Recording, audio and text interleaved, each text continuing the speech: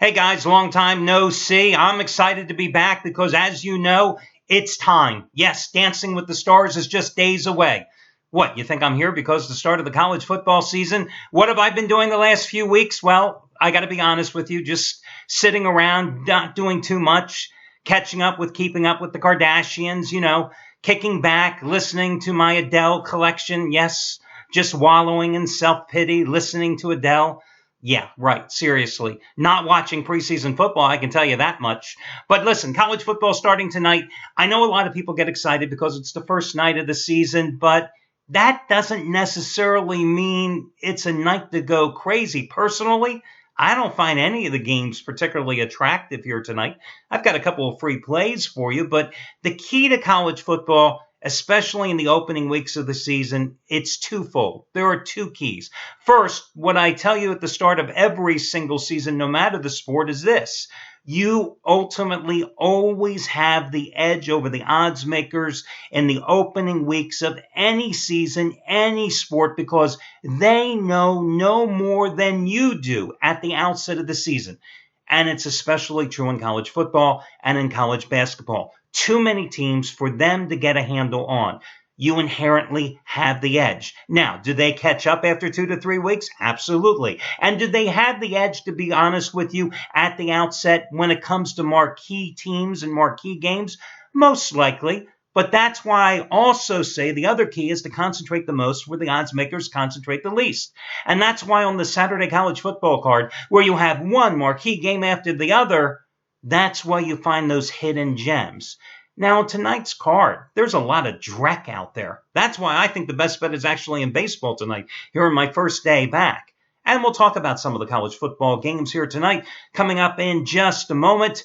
In terms of what's going on here at the site, listen, you can check out all the promos, the discounts as usual, over on the homepage. I can tell you because the Charity Play of the Week won a couple of nights ago, courtesy of one of the handicappers here at the site. You know the drill. You can save $175 off the purchase price of any handicapper's 60-day package by using coupon code SAVE175.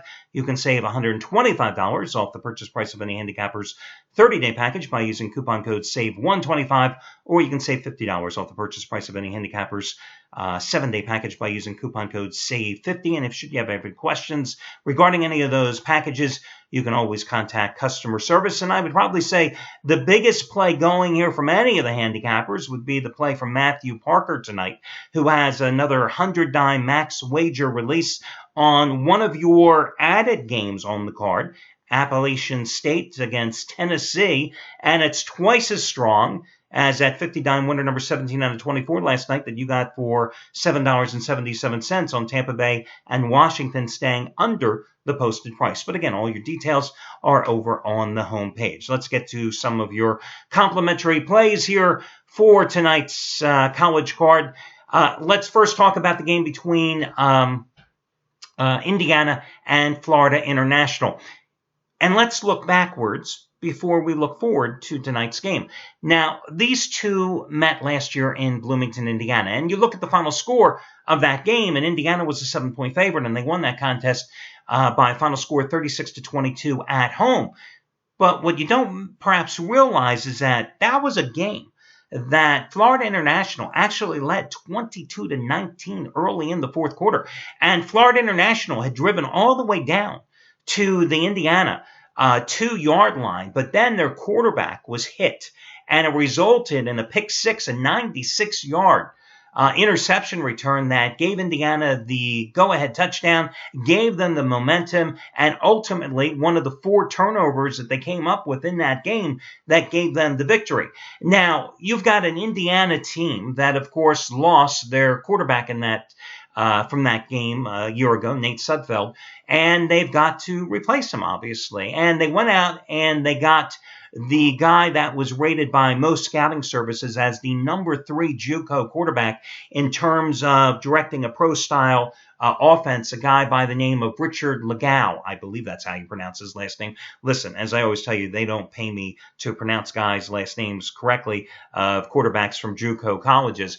This is an interesting guy. This is a guy who played high school ball in Texas, but didn't operate a pro style or run and shoot or spread offense. He actually directed a power run game. Signed with UConn, left UConn because of a coaching change. Eventually walked on to Oklahoma State, didn't get any playing time. Eventually left there and ended up at a small community college, Cisco Community College in Texas, where they did play a pro-style offense, right?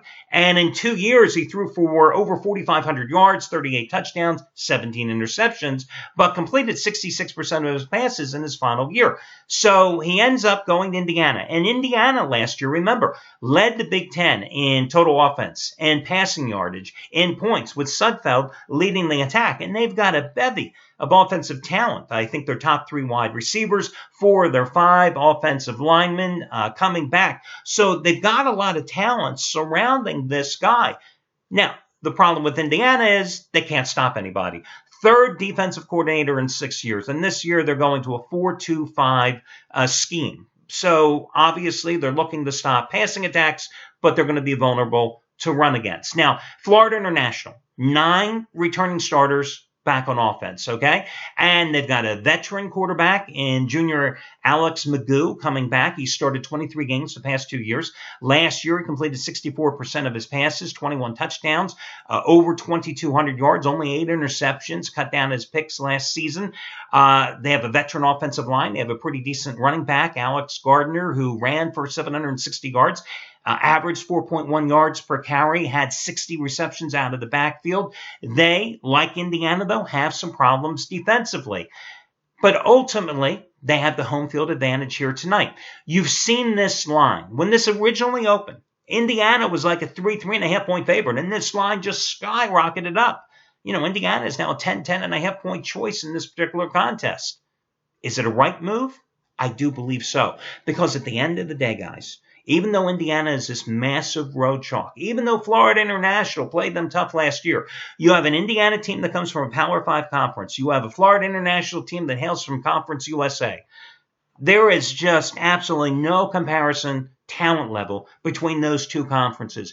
You have a quarterback who was really pretty much given the keys to that offense and given that first team job, even though there was a competition. He was pretty much installed as the quarterback for this Indiana offense from day number 1. So I would say you go with Indiana if you're going to play this game and lay the points with the Hoosiers in this contest, because they're going to do one thing in here. They are going to attack nonstop. Florida International, do they have the defense to be able to stop this Hoosiers attack offensively?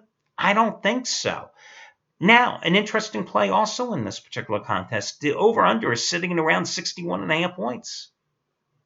I mean, it's an interesting play too. 61.5 points. You could possibly see the over, but personally, I think if you're going to play this game, you go ahead and you look at the Indiana side and you lay the 10.5 points in this contest. So that's one complimentary play. You know, I looked at the South Carolina Vanderbilt game. I mean, oh, what a lousy game this one is. I mean, Jesus, awful game. I couldn't even think of which side. I wouldn't even want to watch South Carolina and Vanderbilt in this particular contest.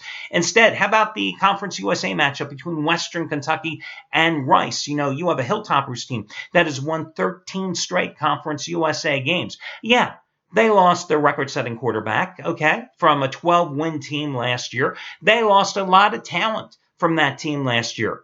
A team that went to Houston and beat the hell out of Rice last season 49-10. They also have imported a new quarterback, a guy who played quite a bit at South Florida a couple years ago, who won the starting job, Mike White. They're playing at home. Rice had no defense. Western Kentucky, 16.5 points at home. Jeff Brom's team didn't forget how to score. You know they're going to play that high, up-tempo, high-octane offensive style. I just don't think Rice is going to be able to match points. In this particular case, I would go ahead and lay the points with Western Kentucky at home. And of the 2 free picks, I would much rather lay the double digits with the home team in Western Kentucky than with Indiana on the road. So again, I would go with Western Kentucky, a team that also, listen, I got to be honest with you, they lost a lot of defensive talent as well. But they did improve last year defensively. You look at that defensive unit a year ago, they gave up almost 26 points a game. But that was also a 14-point improvement from 1 year earlier. So I would go with Western Kentucky. That would be your other free pick. Am I in love with either one of these games, guys? No, absolutely not. Do I think the Friday college football card is much better than the Thursday card? Yes. Do I think the Saturday card is better than either one of these cards? Yes. But it's college football. And since I'm not talking with Dancing with the Stars, I got to give you something, right? So, again, Western Kentucky would be my top free pick tonight, followed by Indiana.